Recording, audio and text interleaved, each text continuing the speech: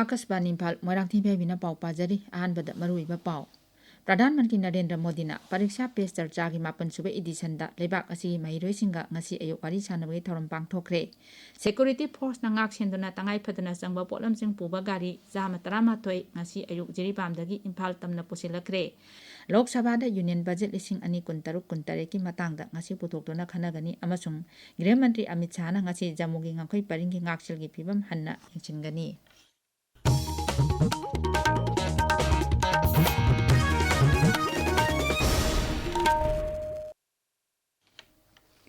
Pradhan Mantri Narendra Modi na Pariksha Pe Charcha gi 8 edition da lebak asigi mahiroi singa ngasi ayuk wari sanabagi thoram pangthokre. Thoram asida mahiroi oja amadi mahiroi singi ahal laman koti mari makai henbana saruk yaki.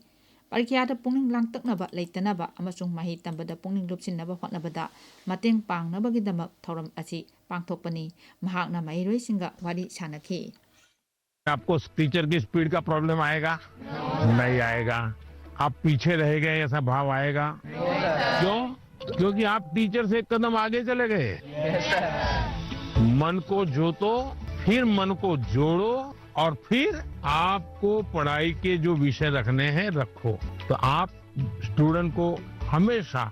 सफल पाओगे। नमस्ते sir. नमस्ते। मैं श्रेया प्रधान हूँ सिक्किम से sir. सो एक self compose song है। सो ये 3 लैंग्वेजेस में लिखा हुआ है, हिंदी, नेपाली और बंगाली में। तो आपको कविता लिखने का शौक है? Yes sir. सो कविता मैं वो नेचर के बारे में लिखती हूँ ज्यादातर। अच्छा, नेचर के विषय में। भानु जयंती ने भी लिखा था।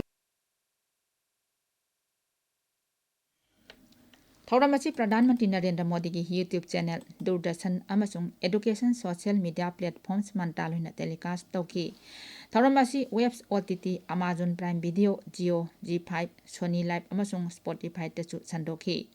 Manipur da Mukhyamantri Mantri Yumnam Khemchan Singna Imphal East Jilla gi Wangkai High School da pangthokiba Parikha Pe Charcha thoram da saruk yaki. Thoram asi da mahiroi sing oja sing amadi Education Vibhag ki official sing chu saruk yaki.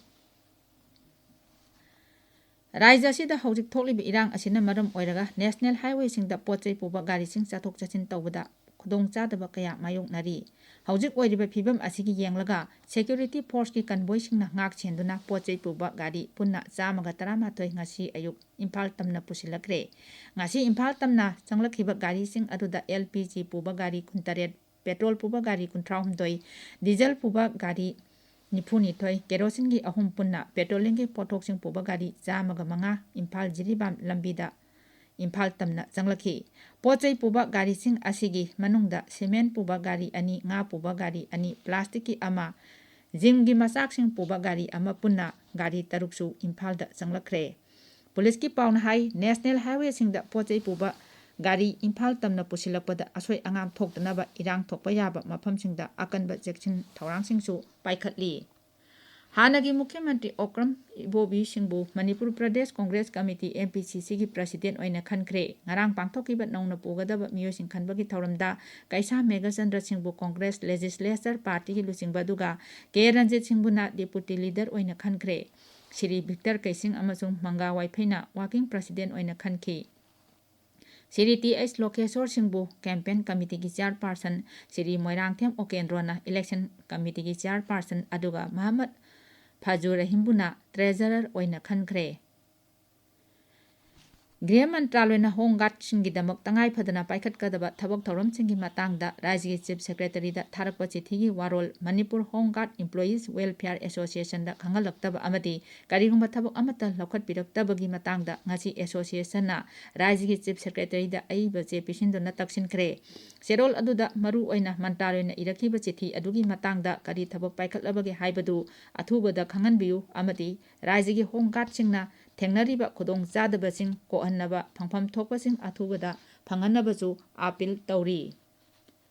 media amasung gender issue singda miyeng thamduna jati gi thakta pangthokpa kunsuba mifam ngasidagi Tiruvananthapuram da hokre thoram asi network of women in media India NWM aina sinduna pangthokpani kunsuba mifam asi Tiruvananthapuram gi Maria Rani Center da नुमित हुमनी चुपना चथगनी मिफम असिदा लेबाक असिगी तोंगान तोंगानबा राज्य सिंगदगी लाकपा नुपी पाउमी चनी हेनबना सरुक यादना ई पाउगी lambda नुपी सिंगना थबक तौरुबदा खुदोंग चादबा कया मायोकनरिबा अदुगी मतांगदा वाफम कया पुखतुना खनगनी मिफम असिदा मणिपुरगी महूत सिंदुना पोंगनाफम पाउचेगी नुपी पाउमी Viacom चित्रदानी सरुक यारी मिफम असी मरुओइना नुपी सिंगी मायोकता चथबा मियोट मिनै अमसुंग नुपी पाउमी सिंगना ई पाउ लौबा मतमदा थेंगनबा खुदोंग चादबा अमसुंग मीडियागी चना पथाक ngakna चटनबा होटनबदा थेंगनरिबा सिंगनबा कया अदु खननबा पांगथोकपनी ताबिरिबा पाउ असि आकाशवाणी इम्फालदगिनी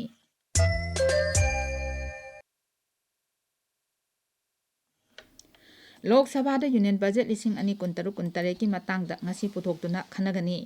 केंद्र की सेल थुम मंत्री निर्मला सीतारमण यूनियन बजेट असि संसद थासी अमदा पुथोखिबनी मरक असिदा राज्य सभा प्राइवेट मेंबर सिंगी बिल पुखतुना खनगनी प्रधानमंत्री नरेंद्र मोदी ने हाइरी भारत का यूरोपियन यूनियन अमदी अमेरिका का तौनखिबा लालोन इतिकी याना जेसिंग अदुना मालेंगी ओइबा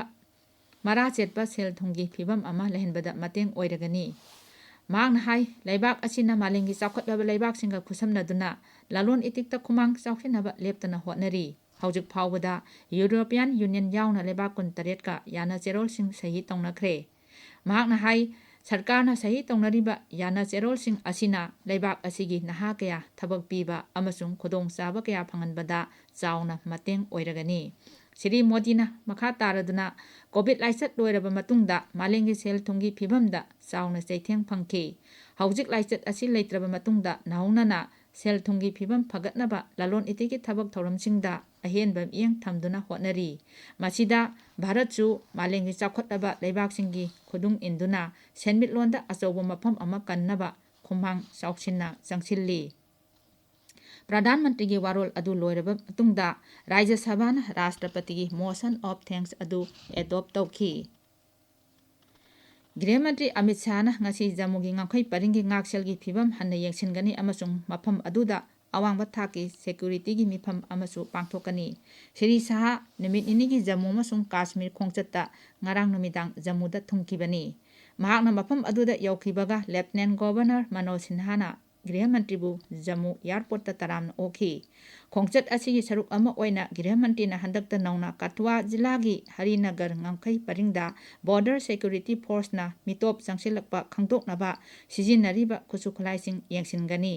मदुगी मतुंगदा ngasi नुंगथिल जम्मूगी लोक भवनदा हौजिक मफम अदुगी ओइरिबा ngakselgi फिबंगी मतंगदा अवांग थाकी मिफम अमसु गृह मंत्री सभापति ओइदुना पांगथोकनी मसिगी मथक्ता खोंगचत असिगी मनुंगचना गृह मंत्री श्रीनगर तोंगान तोंगानबा चाखत थौरांगी प्रोजेक्टसिंग हौदोकनी इंडियन रेलवेसना सही असिगी ओइना रेकॉर्ड ओइबा सांगदा होलीगी अखन्नबा रेलगाड़ीसिंग चेलनगनी हाइना लाउथोखरे खोंगतांग असि हराव कुमै मतमदा ट्रेन तोंगदुना चलिबा पैसेंजरसिंग अकी अखंग यावदना अमसुंग नुंगाइना चलहनबगी पांदमदा पाइखतपनी रिजर्व बैंक ऑफ इंडिया मसिगी bimonthly monetary policy decision ngasi लाउथोकलगनी आरबीआई की गवर्नर संजल मल्होत्रा लुचिंगबा सेंट्रल बैंक सिंगी मियोई तरुकना साबा मॉनिटरी पॉलिसी कमिटी की मिफम हौखिबा युमसा कैसा नुमिता पांगथोखिबनी प्रधानमंत्री नरेंद्र मोदी नुमित निनी की खोंगचत्ता हयेंग कुलालमपुर चटलगनी प्रधानमंत्री की खोंगचत असी मलेशिया की प्रधानमंत्री अनवर इब्राहिमना बार्टन तौरपगी मतुंग इन्ना लेबाक अनिगी मरी हेना फगतननबा चटकदबा खोंगचत अमनी खोंगचत असिगी मतंगदा मपान थौरम मंत्रालयगी सेक्रेटरी एस पी कुमारन्ना पाउमीसिंगदा हाई प्रधानमंत्री की खोंगचत असी था असिगी 3 तगी हौगनी प्रधानमंत्री की कुलालमपुर खोंगचत असी हंदकी असिना अहुमलक सुबनी महाकना हाई खोंगचत असिना मरु ओइना आसियान लेबाकसिंगी मरकता अफबा मरी थमनबगी अचौबा लंबी अमा ओइरगनी अरोइबदा मरु ओइबा पाउ अमो प्रधानमंत्री नरेंद्र मोदी परीक्षा पे चर्चा की 9th एडिशन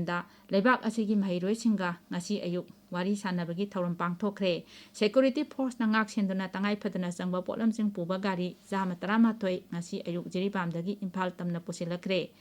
लोक सभा यूनियन बजेट 2023 की मताना ngasi पुथोक्तुना खनगनी अमसुंग गृह मंत्री अमित शाह ngasi जम्मूगी ngखै परिंगे ngakselgi फिबम हन्ना येंगसिनगनी पाउलोइजरे